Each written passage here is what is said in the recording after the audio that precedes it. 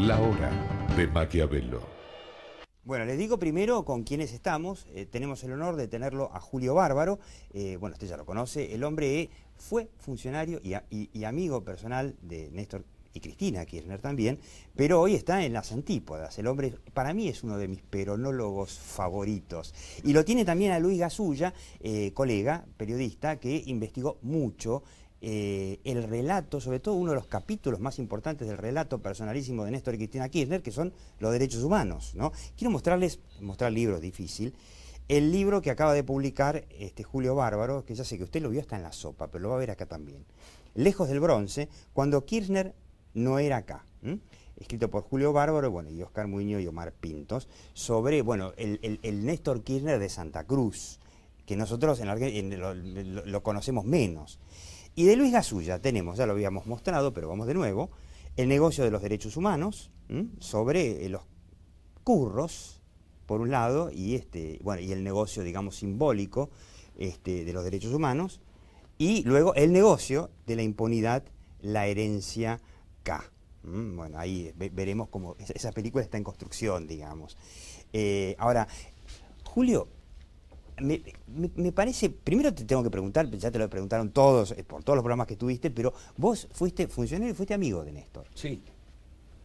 Vivía a una cuadra y media, esperaba a Cristina que salga del Senado, comíamos una o dos veces por semana, cenábamos.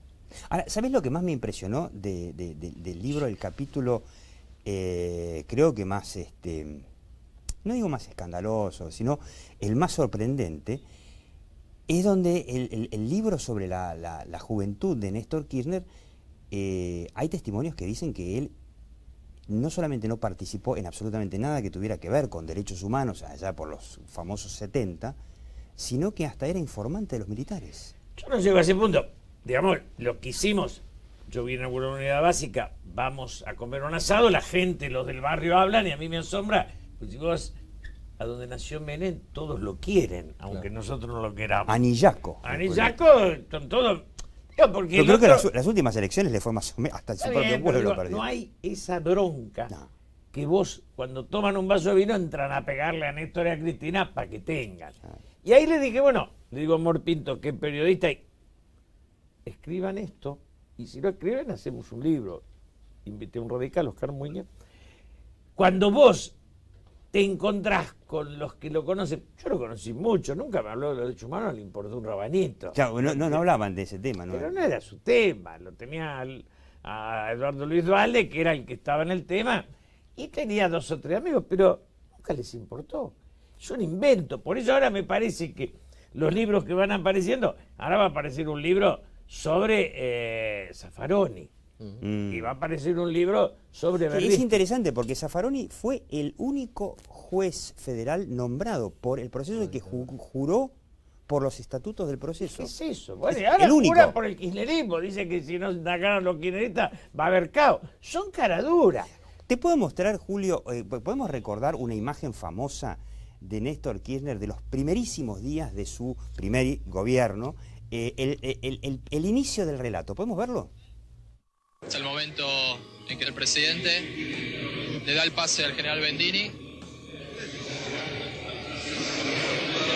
Saca primero el del expresidente de facto, Rafael Videla. Allí se lo lleva. Y el segundo cuadro. Vamos a la imagen, que hasta hay remeras, hay remeras que yo lo he visto en la calle, gente con remeras que dicen, yo lo vi bajar los cuadros. Es pegarle a Cassius Clay en el geriátrico y en la silla de ruedas. La pelea contra los militares la da el juicio de Alfonsín. Y hasta el turco Menem en eso estuvo digno. ¿Por qué? Cuando avanzaban los carapintadas le paró el carro. Lo que él encuentra, este hombre, es un grupúsculo sobreviviente del montonerismo que dice hagamos un gesto para apropiarnos nosotros de esto y ya no es más de los argentinos. Achicó ese paño. Sí, coincido totalmente con Julio Bárbaro. Yo en el libro anterior, en el de los derechos humanos, hablaba de la reescritura del pasado. Me parece que no solo Néstor y Cristina, sino que se puso de moda. Hoy cualquier intendente, cualquier gobernador te da clases de su lucha durante la dictadura. Si todos hubiesen combatido la dictadura como dicen haberla combatido, no hubiese existido la dictadura. Claro, pero hay un... Yo siempre digo la frase de Galimberti, a Berbisky, que hablas vos y la dictadura no te tocó ni el timbre. Ni el timbre, sí. Yo recuerdo, esta no me la contaron, no fui a Santa Cruz ni nada por el estilo. Verlo a Néstor Kirchner presidente, delante de las cámaras de televisión, en una rueda no era rueda de prensa porque eso no tenía, pero era una locución a gente joven, diciendo, bueno, yo no es que fui un héroe, no me voy a mandar la parte, estuve solamente un par de meses preso. Esto lo dijo Néstor Kirchner, estuve solamente un par de meses preso. Lo cual es falso. Yo recuerdo a Rafael Flores, diputado nacional, amigo, sí. Estuvo 3 noches detenido con Néstor Kirchner y lo contó públicamente. De las 3 noches a ser un par de meses. Sí, lo contó públicamente, no la pasaron mal, leyeron libros, les hicieron un interrogatorio. Además, Rafa firmó 100 habeas corpus, 200. Exactamente. Claro, esa es otra diferencia. Esa es una de las grandes preguntas, ¿no? Los habeas corpus, porque la realidad es que los diarios, como por ejemplo La Opinión, que en ese momento se convirtieron en críticos y por eso el famoso Jacobo Timerman fue detenido, publicaban los habeas corpus. Y había abogados que se jugaban y hacían habeas corpus, pero en esa lista no estaban Néstor Kirchner, que era abogado, Cristina Kirchner, que supuestamente era abogada, y por supuesto el Zaffaroni, que vos lo mencionabas tampoco. O sea que es toda una suerte de relato. Ahora, Julio, habiendo sido amigo y funcionario de Néstor Kirchner hace tiempo, y habiéndote metido en esta investigación, ¿qué sentiste? No, sentí que él no... Digo, acá pasó lo mismo que con Menem.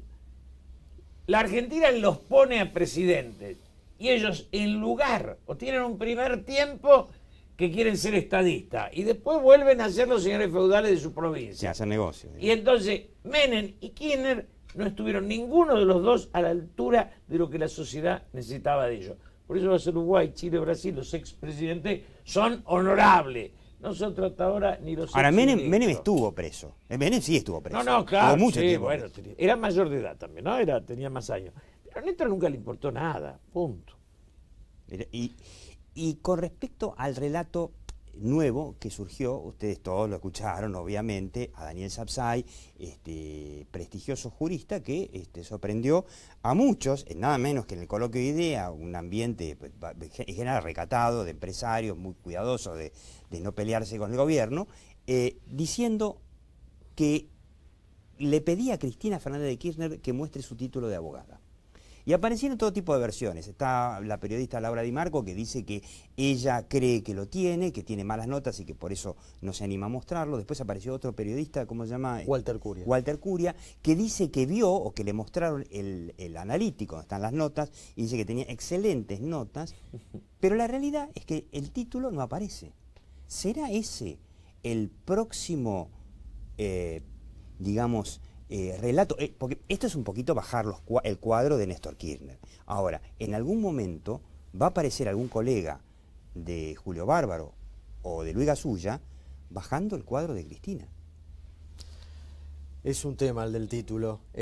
Siempre se rumoreó, siempre se habló de ese mito en relación con su pasado como estudiante. Las fechas en algún punto son extrañas, ¿no? Se recibió en poco tiempo, casi fue una alumna a distancia en los últimos años de carrera, pero Laura Di Marco es una periodista muy valiosa. ¿Vos le crees en que ella sí, efectivamente tiene título? Lo que pasa es que no le gusta mostrarlo porque por ahí las notas no son tan buenas. Sí. Lo que sí es cierto es que no fue una abogada exitosa en absoluto. No, eso quedó claro, porque cuando los periodistas fueron a buscar a ver a quién había patrocinado, porque para ser exitoso por lo menos un juicio tenés que ganar, y nunca participó en ningún juicio. Se agrega que en mi libro los que declaran nunca vieron el nombre de ella como abogada. En la Corte de Estudio estaba el de Néstor solo. Néstor solo. No firmaba Néstor, ella no firmaba. Claro. Son datos que agrandan las dudas. Ahora, otro de los mitos, y se cuenta también en el libro de Julio Bárbaro, es el Néstor Kirchner como benefactor, porque lo que se conoce es que el hombre hizo su fortuna con la famosa 1050. Le recuerdo, yo también era bastante chico, pero la 1050 fue una circular del Banco Central que dolarizaba todas las deudas. Entonces, pobres los pibes que se habían metido después de una flor de devaluación que hubo dentro del gobierno militar, dentro del periodo militar, bueno, mucha gente perdió sus casas, sus coches, porque no podían pagarlo. O sea, se hizo todo lo contrario a lo que se hizo después con la especificación de Duhalde, ¿no? Se dolarizaron las deudas y bueno, y que dicen que la verdadera fortuna de Néstor Kirchner, el origen por lo menos, es ese. Sí, hay también algunos, a mí me han contado que, por lo menos en Santa Cruz, que ellos también dejaron correr ese mito, porque si no es muy difícil de explicar cómo en el regreso de la democracia empezaron a ser políticos millonarios. O sea, para tapar la corrupción en los años como intendente y como gobernador, decían, bueno, la plata la hicimos en esa época en nuestro estudio jurídico. Que se quedaron con propiedades es cierto, pero tener la fortuna que tuvieron a fines de los 80 y en los 90, eso fue en la administración pública, en su carrera política. Además, el invento de Lázaro Báez y Cristóbal López, el hecho de expandir el juego, como lo hacía Néstor personalmente en las provincias. El juego creció 40%, fue lo que más creció. Es la industria que más creció del modelo, es la industria del juego. Y no existe juego sin coima. Aclaremos esto, ¿eh? En el mundo, ¿no? En la Argentina, no sé cómo es el resto del mundo, pero acá, además de ser dañino para la sociedad, vos llegás a Rosario y ves ese monstruo. Es tremendo, Sí, Y la villa alrededor. O en los pequeños pueblos, Añatuya, en Santiago del Estero, está lleno de casinos y la gente en Rosario come es impresionante porque la a lo que hacía referencia Julio Bárbaro es creo que se llama, no sé si Casino Club, no sé qué, es un hotel de super lujo en el medio de una villa miseria. Sí. Me invitaron, me tocó hospedarme y te dicen, ni salgas de acá porque te achuran. Un lujo espectacular en el medio de una villa miseria. Sí, y otro negocio que ha crecido en esta década es el narcotráfico. Bueno, esa es otra de las grandes preguntas. El narcotráfico, ¿vos cómo lo ves, Julio? ¿Crece porque crece o crece porque no es que el gobierno no lo ve, sino que en el gobierno hay una ayudita para que crezca? Yo no veo la ayudita, lo que veo es desidia, punto. Digo, para mí, lo central es que al gobierno esos grandes temas no le importaban. Como no le importaba la integración social, sí la limosna. No había un proyecto real. Esta señora Alicia Kirchner, que está ahí hace 10 años, ¿vos sabés lo que piensa de la integración social? No, yo tampoco. Bueno, se supone que debe estar muy interesada porque maneja el segundo presupuesto de la Argentina. Pero quiero decir que la política en los Kirchner es autoritarismo y obediencia. Punto. Que no me vengan con el cuento que el peronismo era eso, porque el peronismo nunca fue eso, si no, no hubiera vivido. Ahora, 10 Perón años. no fue el maestro, digamos. Porque hay parecido. algunos que dicen, Néstor y Cristina Kirchner, en realidad, diferenciándolos mucho de Menem, fueron los mejores alumnos de Perón. Es una pavada. Digo, decir pavada podemos decir todo. Perón tiene las cartas de la correspondencia Perón-Cook. ¿Vos te imaginás la correspondencia Kirchner con la tía gorda? Digo, La tía Perón, gorda claro, se refiere... pero a la nada. Perón escribe la vida escribe Toponimia Araucana en el 29. ¿Vos te imaginás lo que Kirchner escribiendo un discurso? Perón tiene a Carrillo. Es un a gran médico Borghetti, sanitarista. lo tiene al Tuco Paz, lo tiene a Tayana, a Robledo, a una cantidad de individuos que jamás hubieran soportado que los humillen. Bueno, Jamás hubieran permitido. Perón al pibe Kunkel lo recibe con la televisión para debatir de presidente a diputado, ¿o no?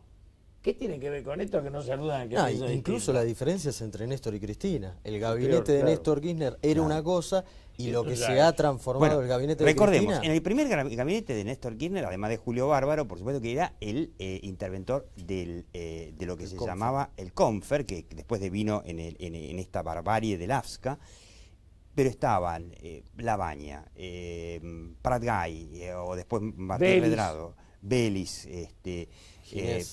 Ginés González García, un gran sanitarista, Pero por lo sigue, menos reconocido. Ginés sigue, ¿eh? Los embajadores siguen, a mí no me la cuenten. Sí, bueno, pero como No, está de no. embajador en Chile, pero no está, digamos... A mí me ofrecieron ser embajador. Cuando tenés disidencia te vas, no te volvés embajador. Lo digo crítico para todos los que son embajadores. Porque si no... Filmus. O sea, Filmus, claro, otro ejemplo. El tipo que se va de embajadores porque se hacen distraídos, se calla la boca, cambia un cargo.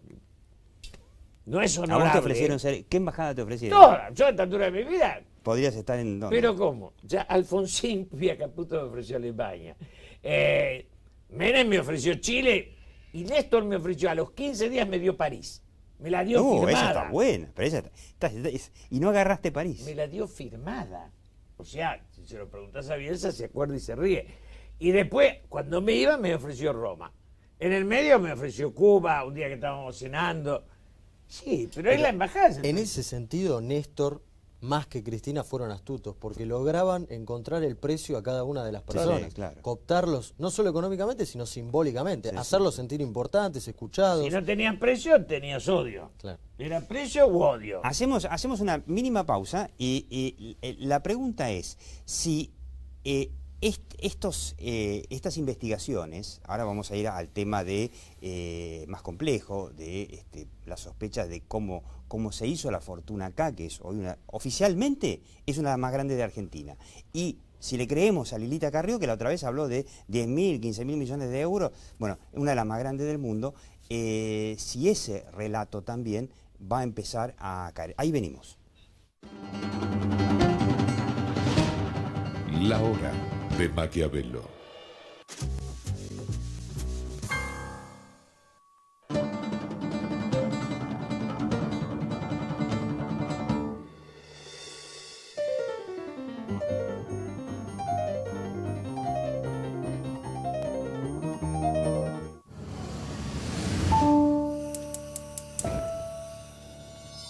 Con poco haces mucho.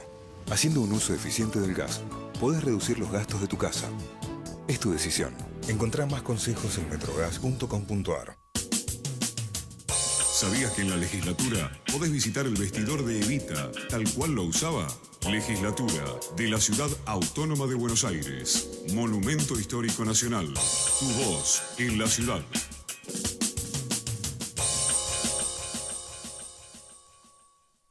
ExxonMobil, líder en tecnología para la operación segura y eficiente de recursos no convencionales de gas y petróleo, está contribuyendo con el progreso del país desde sus operaciones en la provincia de Neuquén. ¿Sabías que existen un montón de aplicaciones móviles gratuitas y muy útiles para tu vida?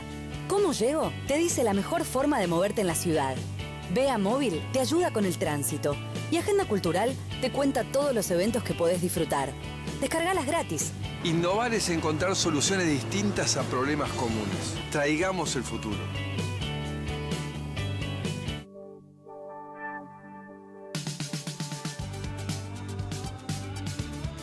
Además de paisajes espectaculares, los cordobeses tenemos buen humor y es contagioso. Te vamos a recibir con alegría, buena gastronomía y los mejores espectáculos. Desenojate. Vení a divertirte con tu familia o con tus amigos. Te estamos esperando. Tus vacaciones son en Córdoba. Córdoba, todo lo que querés todo el año.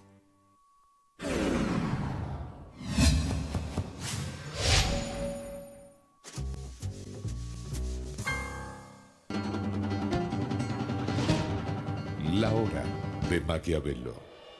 Les decía, ¿no? Que esto también es Néstor Kirchner experimentado en vivo y en directo por televisión, delante de las cámaras, delante de público además, en este caso público. Eran 32 mandatarios iberoamericanos en una cumbre, los primeros meses de gobierno de Néstor Kirchner, y Néstor Kirchner en su discurso autoelogiándose, también un clásico del kirchnerismo, ¿no? En lugar de decir qué es lo que piensan hacer, autoelogiar mucho su gestión, diciendo, bueno, yo cuidé mucho la plata de los santacruceños, recién había asumido en La Nación, y en lugar de arriesgarla, la deposité a muy baja tasa en la Reserva Federal.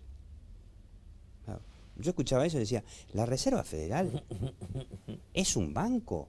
¿O es el Banco Central? ¿Desde cuándo el Banco Central de Estados Unidos toma depósitos, aunque sea de gobiernos? ¿Un llamadito? No, jamás en su vida la Reserva Federal tomó depósitos. Quiere decir que el relato personalísimo, que no dependía de un aparato mediático, sino que era él mismo, Néstor Kirchner o Cristina Kirchner, es hasta cierto punto, yo diría, poco elaborado. En eso Menem y él son iguales. Llegan del feudo, son tímidos al ser primer tiempo de gobernante. Cuando se dan cuenta que diciendo cualquier bolazo no hay límite y les va bien, pierden la lógica, claro, y siguen derecho. En aquel entonces los medios, fue igual. Los medios estaban, digamos, no digo mirando para otro lado, pero digamos dándole un crédito. Yo haría una distinción. cuando hablo del negocio de la impunidad. Menem, con algunos temas sensibles, no reescribía su pasado. Me da la sensación.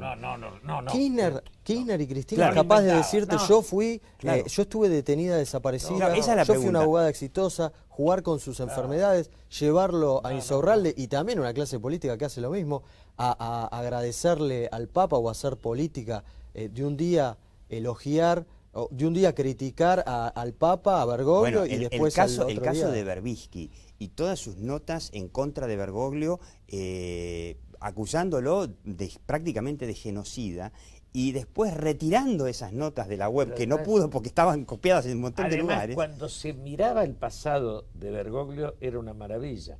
Si hubiéramos rascado un poquito el pasado del perrito Berbisky, aparecen Servi de todo lado. Porque yo todo lo que escuché en mi vida del perro, debo tener un año más que él o menos, es que era botón. Digo, no tuvimos otra historia. No es Mujica, un guerrero, ¿no? Bueno, y Néstor Kirchner fue, como relata el libro, informante de los militares. Yo no lo diría, yo ahí no llegaría. No llegaría porque no tengo...